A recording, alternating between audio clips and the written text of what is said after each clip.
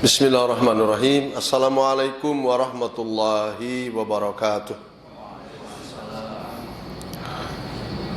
Alhamdulillahirabbil alamin wassalatu wassalamu ala asyrafil anbiya'i wal mursalin nabiyyina wa habibina wa syafi'ina Muhammadin wa ala alihi wa sahabati ajma'in, amma ba'd. Subhanaka la ilma lana illa ma 'allamtana innaka antal alimul hakim wa tub alaina innaka antat tawwabur rahim. Allahumma inna na'udzubika min ilmin la yanfa' wa min qalbin la yakhsha wa min nafsin la tusba' wa min da'watin la tustajabulah. Allahumma inna nas'aluka ilman nafi'a wa rizqan wasi'a wa amalan mutaqabbala. Amin ya rabbal alamin. Ikhwan fillah, ikhwati wa akhwati yang dimuliakan Allah Subhanahu wa taala. Demi Al-Qur'an yang menjadi barometer atau tolak ukur semua apa yang kita lakukan, dan demi kita mendapatkan ridha serta inayah, rahmat dan maghfirah Allah Subhanahu wa taala, maka pada setiap kesempatan kita kembali kepada Al-Quran. Apakah itu cara kembalinya melalui bacaan atau melalui tadabbur? Karena itu akan ada perbedaan antara membaca dengan tadabbur. Atau di situ juga niat kita untuk kembali pada Quran itu untuk tafaqquh, tafaqquh fiddin. Mungkin juga kita kembali pada Quran itu demi mendapatkan rahmat Allah itu merangkum antara ia membacanya, antara ia kita tadaburnya, antara ia kita tafaqquhnya. Jadi ini semua bisa kita lakukan berdasarkan kemampuan kita. Tapi kita sungguh mengharapkan pada Al-Quran itu menghadirkan pada kita setelah membacanya, mentadabburinya dan mentafaqquhinya itu menghadirkan pada kita beragam keuntungan, beragam semacam hikmah yang kita terima. Maka saudaraku, janganlah lupa pada setiap kita kembali pada Quran, coba kita renungkan betul-betul. Siapa tahu, ini siapa tahu ayat atau surat Al-Quran yang kita pelajari dan kita baca, kita tadabburi dan mentafaqquhinya itu, tiba-tiba ada yang berkenaan atau bersamaan kondisinya dengan kondisi kekinian kita. Nah, persoalan kekinian itu apa yang dimaksudkan? Persoalan kejadian yang memang kita alami bersama. Maka disinilah letak Al-Quran, fungsinya. Untuk apa? Untuk supaya Al-Quran yang kita baca tadi, yang selanjutnya kita mentadabburinya, mentafaqquhinya, betul-betul menjadi bahan untuk perenungan bersama. Itu. Sekaligus untuk menjadi bahan penyelamatan pada kejadian di tubuh umat manakala kejadiannya itu bisa menghadirkan ikhwatal iman hal-hal yang berbau apa? Berbau azab gitu. Karena apa? Karena perbuatan. Jadi Al-Quran yang kita baca itu selanjutnya kita gunakan untuk saling apa? Saling munasohah, saling memberi take and give antara nasihat dan orang yang diberi nasihat. Coba bayangkan bila tidak terjadi seperti ini. Sekali lagi ikhwan, merenung sedikit ya merenung. Jika tidak terjadi seperti ini, ujungnya tadi tidak saling nasihat menasehati, maka mungkin kita akan menjelma menjadi pribadi-pribadi yang sifatnya anania. Anania itu apa? Hanya memikirkan diri sendiri. Membaca Quran hanya untuk sendiri. Tidak dipelajari betul-betul, tidak dianalisa Al-Quran itu. Jadi hanya cukup membacanya saja. Tidak ditafakkuhi, didalami apa tujuan dan maksud Al-Quran itu. Jangan kepada tafsirnya kalau begitu, kepada maknanya pun terkadang kita enggan membukanya. Inilah akan menjadikan umat Muhammad itu kerdil dibuatnya dengan Al-Quran. Egois, yang dipikirkan hanya pribadinya masing-masing, itu dengan Al-Quran.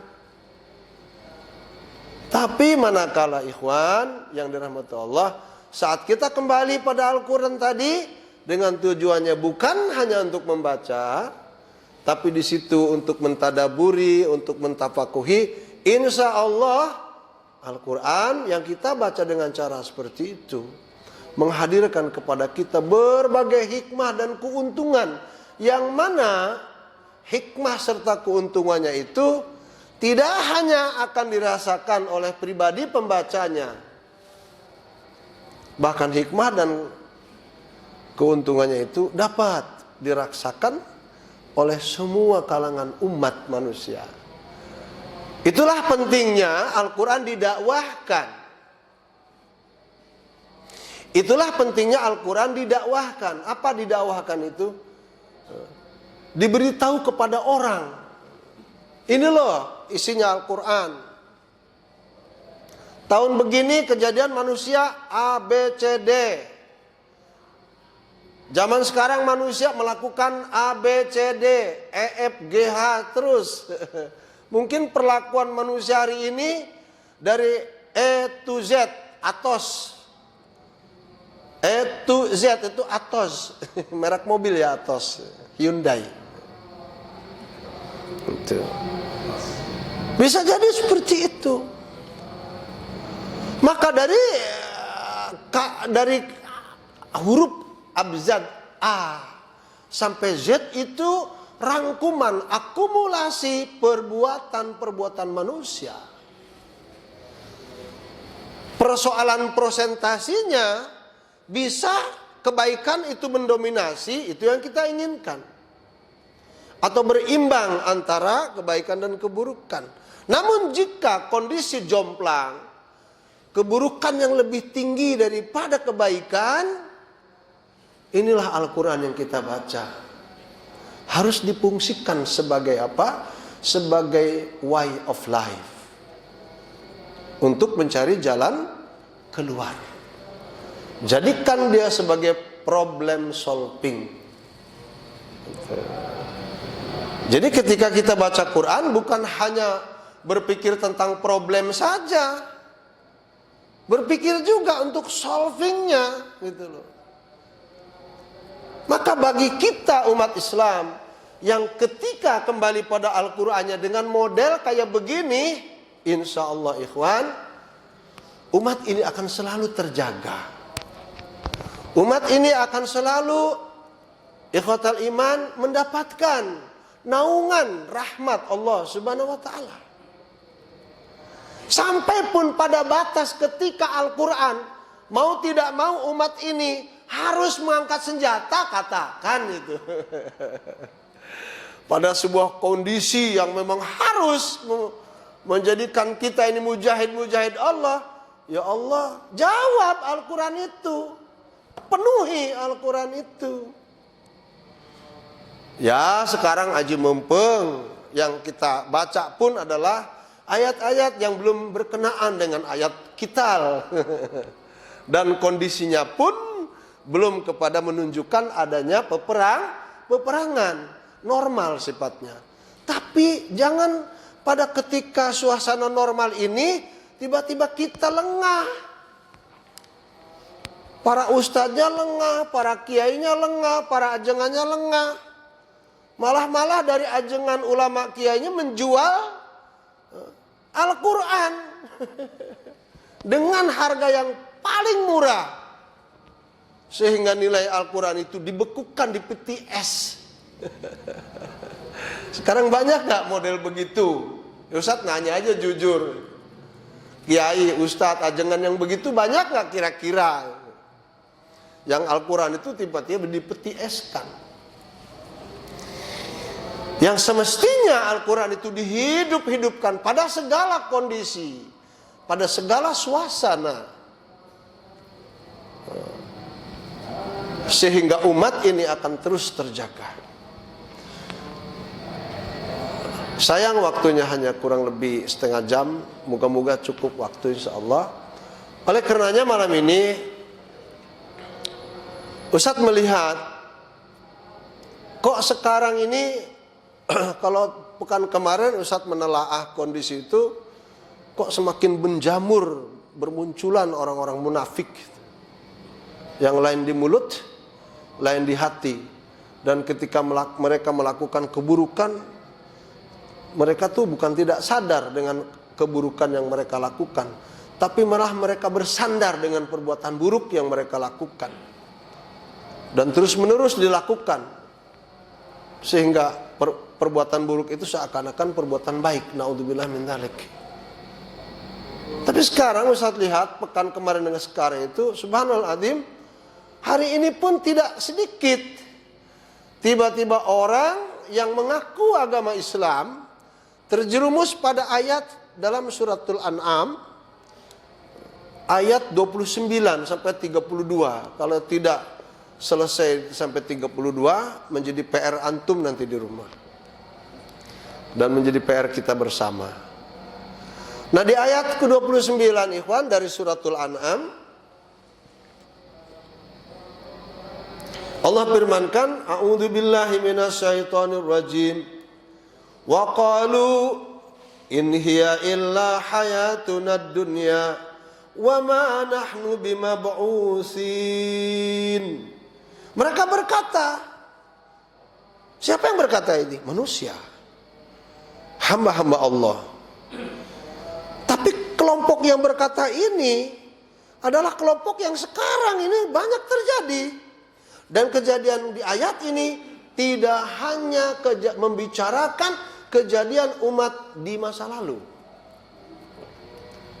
Persoalan kejadian ini di masa lalu itu prototipe yang sekarang ditiru oleh umat yang hidup di akhir zaman. Wa qalu, mereka berkata, in hiya illa hayatuna dunya. Itu merupakan hanya hidup kita di dunia. Itu hanya saja hidup kita di dunia. Wa ma nahnu bimab'utsin, saat kita nanti mati, masa sih kita dibangkitkan?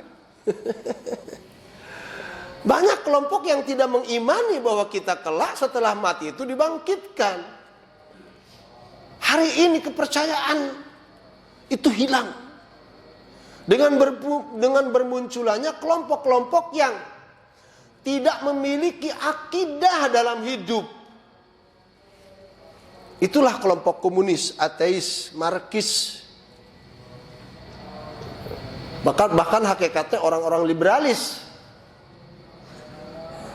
Nah, mereka akan selalu mengatakan begitu. Kita ini mana mungkin kalau sudah mati menjadi tulang belulang akan dibangkitkan. Ini ayat. Dan hari ini kelompok-kelompok seperti itu, Allahu Akbar, jumlah mereka semakin membesar, jumlah mereka semakin bertambah. Mari kita tengok tafsirnya, ikhwan. Tafsir dari ayat ke-29 ini, atau kata Ibnu Katsir, ini kata tafsir Al-Wasit dulu ya, sebelum ke Ibnu Katsir, tapi hampir sama dengan ungkapan Ibnu Katsir. Atau maknanya, tafsirnya, anna haula al-kafirin, sesungguhnya orang-orang yang kafir itu, orang muslim saja Pak, kalau melakukan sesuatu yang besar sifatnya, itu bisa saja keluar dari Islam. Jangan kira ini, hati-hati. Orang muslim saja kalau melakukan perbuatan dosa yang besar bisa mengeluarkan diri mereka dari Islam. Akhirnya kafir bersama orang-orang kafir yang sifatnya asli gitu loh. Orang-orang kafir akan berkata, anna haulal kafirin qad balagha bihim al-hubbu lid-dunya. Sungguh, kalau sungguh itu apa? Kalimat penekanan. Sungguh bahwa kelompok orang-orang kafir, otak kita sekarang menerawang, orang kafir itu siapa? Kan gitu. Yaitu di luar orang Islam. Itu orang kafir. Bagi mereka, persoalan dunia itu sudah mentok kecintaannya terhadap dunia, terhadap kenikmatan dunia itu udah mentok gitu.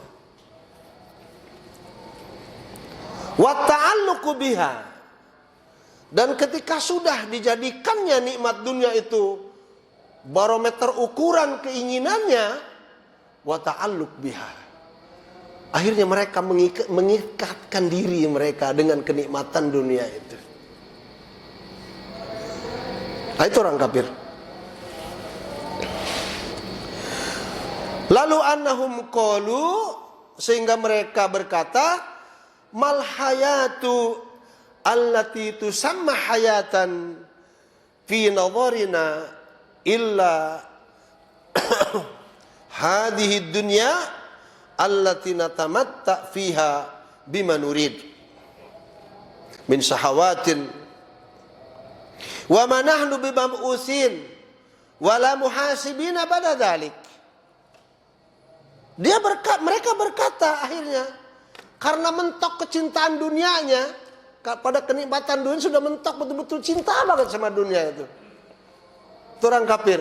Dan hatinya itu terikat sekali dengan dunia, nggak mau pisah dengan dunia itu. Sehingga mereka mengatakan, sesungguhnya kata mereka itu, arti dunia, arti kehidupan, bisa dikatakan kehidupan dalam pandangan kami, kata orang-orang kafir, ketika dunia itu dapat kami nikmati dan dapat kami melakukan apa saja yang kami inginkan berdasarkan hawa nafsu kami, dan kami meyakini dengan perlakuan itu kami kelak di akhirat tidak akan mungkin dibangkitkan. Itu orang kafir. Dan Allah, dan saat itu keyakinan kami, tidak akan perbuatan kami itu diperhitungkan. Ini keyakinan mereka. Jadi kalau orang Islam ada yang meyakini seperti ini, beda nggak dengan mereka? Sangat tidak berbeda. Nah sekarang umat Islam yang tergila-gila dengan dunia pun akhirnya perilaku mereka sama dengan perilaku orang kafir. Dan bahkan mereka mengatakan, makanya ada hukum apakah mereka masih muslim atau sudah kafir, wallahu alam ya.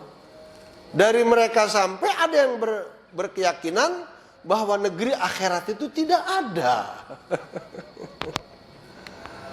Dengan ungkapannya, mana kalau ada akhirat itu, yang pernah pulang dari wisata dari di akhirat itu. Ada nggak sekarang orang yang pulang wisata dari akhirat? Karena sudah hilang keyakinan itu. Nah, inilah pernyataan orang kafir ketika dunia itu menjadi tolak ukur mereka, barometer mereka, sehingga kecintaan terhadap dunia mentok. Saking mentoknya cinta pada dunia, hati mereka tidak bisa lepas dari dunia mereka. Bahkan mengartikan kehidupan itu seperti tadi, bahwa hidup di dunia itu ya betul-betul hidup di dunia. Arti hidup di dunia itu bagi mereka saat mereka bisa menikmati apa saja yang mereka inginkan. Pada persoalan halal haram, baik buruk tidak peduli. Nah, ini kondisi orang-orang kafir di sekitar kita. Kemudian ikhwan fillah yang dirahmati Allah,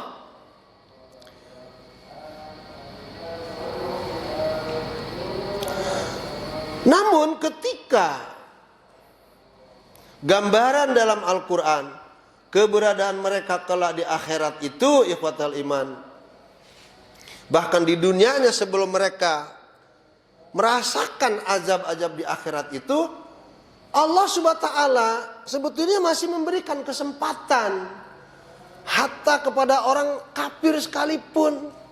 Karena soal kafir muslim di dunia itu bisa jadi kelak ketika tidak dipertahankan itu keislaman seseorang, bisa saja lepas.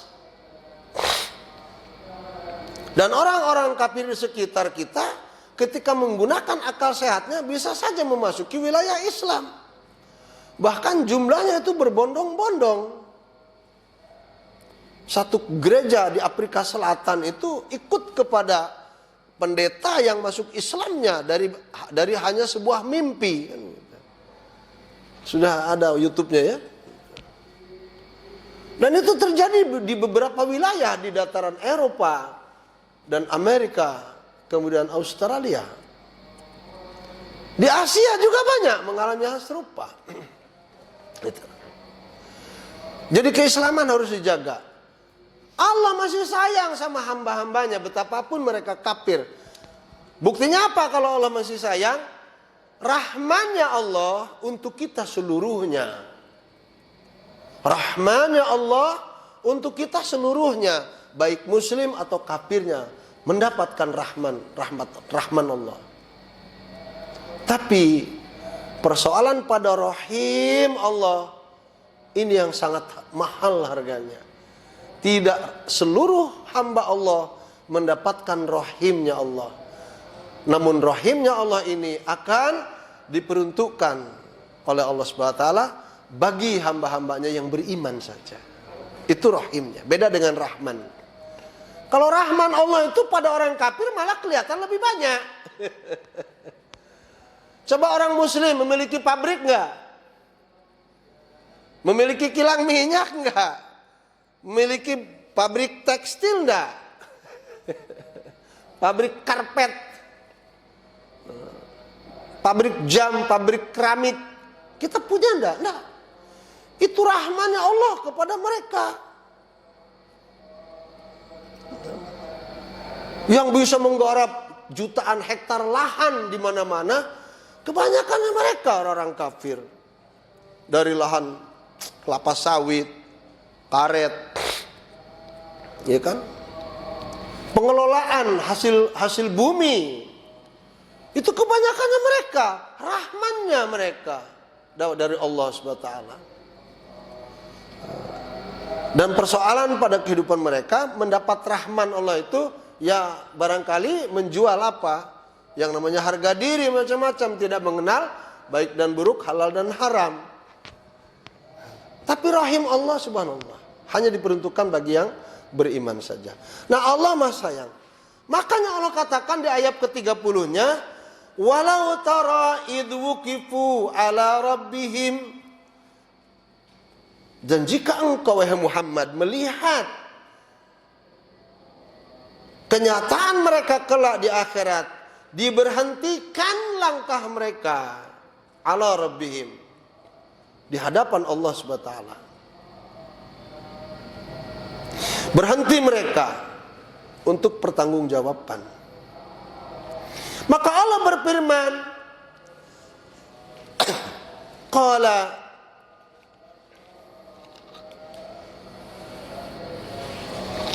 ketika sudah berhenti di hadapan Allah itu, orang-orang kafir yang hidup di dunia tadi, kalau sudah di akhirat, berbagai jenis varian azab itu diperlihatkan. Diperlihatkan oleh Allah kepada mereka. Lalu Allah berfirman pada mereka, alaysa hadza bil haq?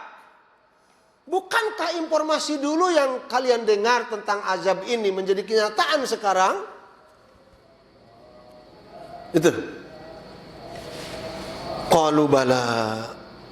Mereka berkata menjawab, iya ya Allah, benar adanya. Wa rabbina. Qala, lalu mereka berkata, Allah berfirman kepada mereka, fadzuqul adzaba bima kuntum takfurun. Maka oleh karenanya, karena kalian mengingkari azab yang sekarang di hadapan kalian dengan variannya itu, rasakan azab itu akibat dari kekafiran yang kalian lakukan dulu di dunia. Naudzubillah min dzalik. Nah, ini ikhwan, kita bicara tentang, sebetulnya bukan kita sedang bicara ini, tapi kepada pihak-pihak yang mendapatkan rahman Allah yang begitu banyak. Namun kalau kita tidak bicarakan keadaan mereka, ikhwan, dengarkan baik-baik. Jika mereka tidak mengganggu kita, tidak mengacak-ngacak agama kita, tidak merubah hukum-hukum Allah, kita tidak akan pedulikan kok. Mau jungkir balik hidup mereka, mau memiliki apalah hidup di dunia, namun mereka tujuannya begitu. Tapi ketika keadaan mereka dengan mendapatkan rahman Allah yang melimpah itu, sebagian mereka jadi oligarki, sebagian mereka jadi cukong-cukong, sebagian mereka jadi bos-bos. Sekali lagi, ketika keberadaan mereka itu justru dengan memiliki fasilitas rahman Allah, mengganggu kita, mengacak-ngacak agama kita, merubah-rubah hukum Allah, ini menjadi masalah. Sekali lagi ikhwan, jika mereka tidak melakukan perbuatan-perbuatan yang sifatnya menjadi rival umat ini, kita mangsa bodohan kok. Lawang Allah juga tidak akan istilahnya memberikan apa istilahnya kesengsaraan hidup kok. Mereka tetap mendapatkan rahman Allah. Bahkan kenyataannya melimpahnya rahman Allah pada kalangan mereka. La ilaha illallah. Satu saja dari kalangan hamba Allah yang tadi mendapatkan rahman Allah itu, dari kekayaannya bisa dirasakan 10 tahun oleh 270 katakan juta anak bangsa Indonesia ini. Namun kenyataannya bagaimana? Karena rahman Allah yang mereka keruk itu, sehingga menjadi kehidupan yang sangat timpang. Malah mereka dengan upaya kerasnya memiliki daripada rahman Allah itu, mengacak-ngacak dan mengganggu kestabilan umat Muhammad SAW, sehingga dari masalah materi saja, kebanyakan anak bangsa yang beragama Islam di Indonesia ini, bayi yang baru lahir sudah punya utang 40 sampai 50 juta untuk ukuran nasional kita. Timpang ikhwan jadinya. Maka kalaulah tidak ada nasihat Allah di ayat ini, yang artinya ayat yang ke-30 tadi, alaysa hadzal ba'su wal adzabu bil haq. Mumpung di dunia mereka orang kafir itu sebetulnya harus mau mendengarkan nasihat-nasihat dari orang, terutama orang Islam.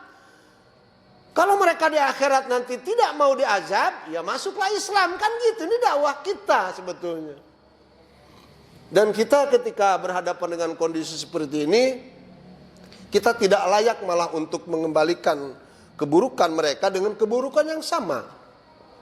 Tapi kita doakan karena ada kesempatan mereka untuk memasuki wilayah Islam. Dan Islam betapa untungnya ketika dari mereka masuk Islam, dari oligarki saja masuk Islam, dahsyat itu. Seperti dulu Umar bin Khattab ketika belum masuk Islam kan, wah ditakuti betul. Suasana, waduh, jempek. Apa jempek itu kata orang Sunda itu ya. Senyap tapi penuh dengan rasa takut yang mencekam itu. Apalagi Hamzah, singa padang pasir ketika belum masuk Islam. Dan mereka konglomerat saat itu. Kalau sekarang oligarki. Konglomerat mereka. Tapi ketika didoakan oleh Rasulullah SAW, ya Allah, muliakan agamamu ini. Dengan apakah masuknya Umar atau Abu Jahal? Itu doa Rasulullah SAW. Abu Jahal, Umar saat itu jadi oligarki. Yang banyak duit istilahnya oligarki itu. Dan orang-orang yang terkemuka. Sangat dihormati oleh suku-suku, kepala-kepala suku saat itu. Maka Rasul berdoa, muliakan agama ini.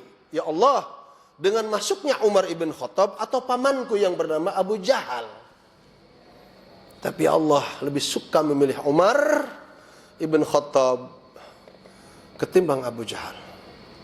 Masuk dia oligarki kepada Islam.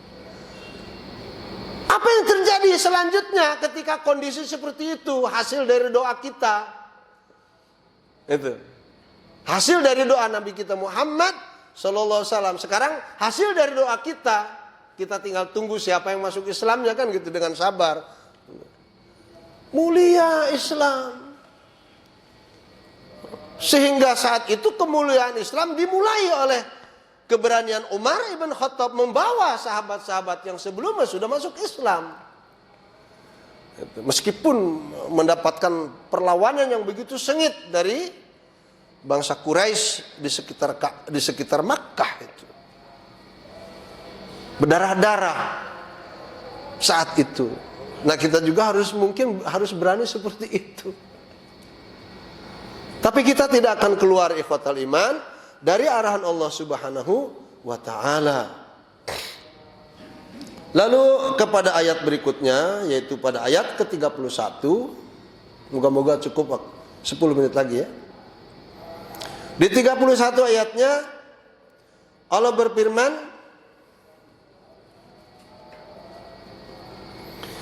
qad khasiral ladzina kadzdzabu biliqa'illah. Manusia itu pada hakikatnya merugi bagi yang tidak pernah beriman terhadap pertemuan dirinya dengan Allah. Mendustakan pertemuan dengan Allah Subhanahu wa taala. Hatta idza ja'atuhumus sa'ah hatta idza ja'atuhumus sa'atu baghtatan qalu, sehingga ketika hari kiamat itu tiba dengan mendadak datangnya, mereka berkata, ya hasratana, hari ini betapa ruginya kami. Allahu Akbar. Kilang-kilang yang kami miliki, pabrik-pabrik yang kami bangun, uang yang kami tumpuk-tumpuk bertahun-tahun.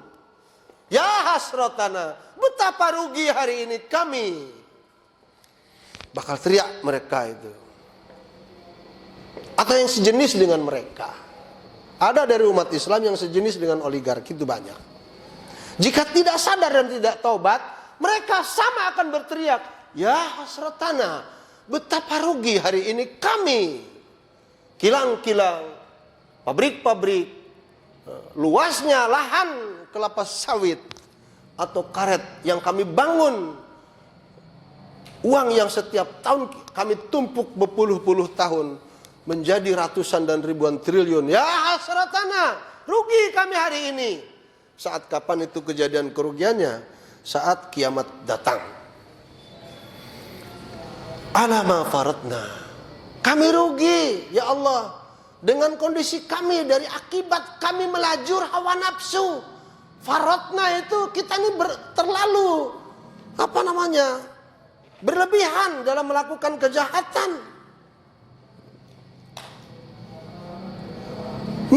Makanya kata Allah Subhanahu wa taala, wa hum yahmiluna auzarahum ala duhurihim ala sa'a ma yazirun.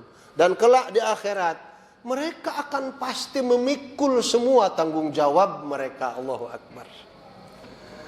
Mereka akan memikul tanggung jawab mereka.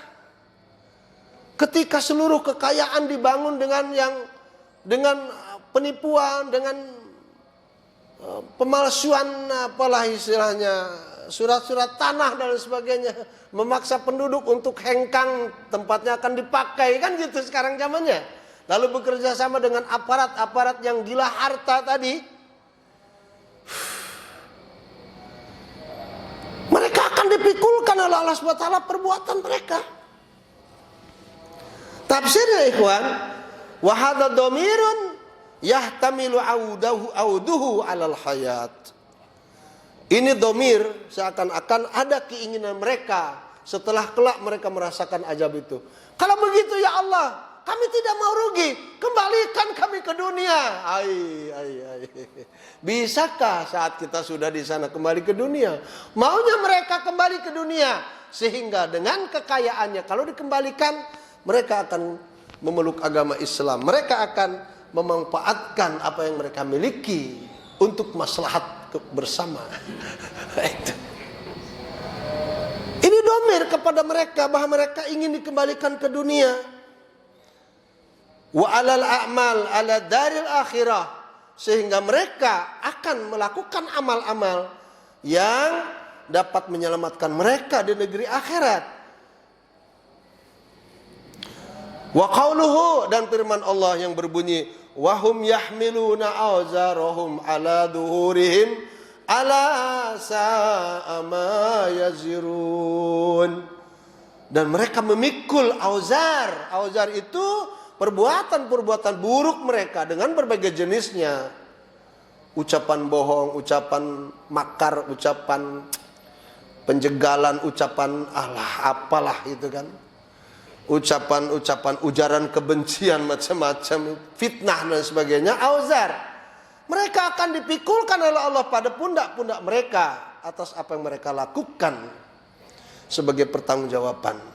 Yahmiluna di sini adalah membawa dan memikul semua yang mereka lakukan. Qala ya'malun, yaitu yang telah mereka lakukan di dunia. Maka ikhwan, kita harus berhati-hati dalam menyikapi keadaan ini. Jangan sampai umat Islam, subhanallah azim, tiba-tiba ya dia sholat masih, ya dia puasa masih, ya dia zakat masih, ya dia haji sudah berkali-kali. Namun tiba-tiba dalam hidupnya tidak bisa membedakan antara mana kawan, mana lawan.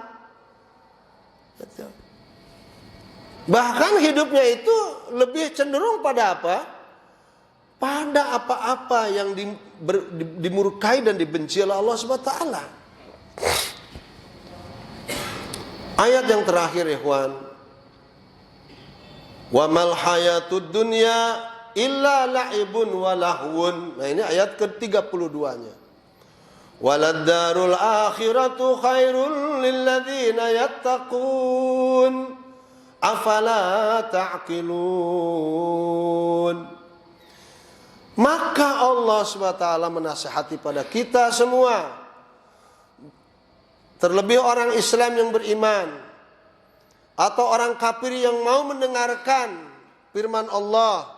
Wa mal hayatud dunya, kata Allah, ingat wahai hamba-hambaku, yang muslimnya, yang kafirnya, ingat bahwa kehidupan dunia itu terkecuali yang di dalamnya hanya ada laibun walahmun, permainan dan senda gurau saja.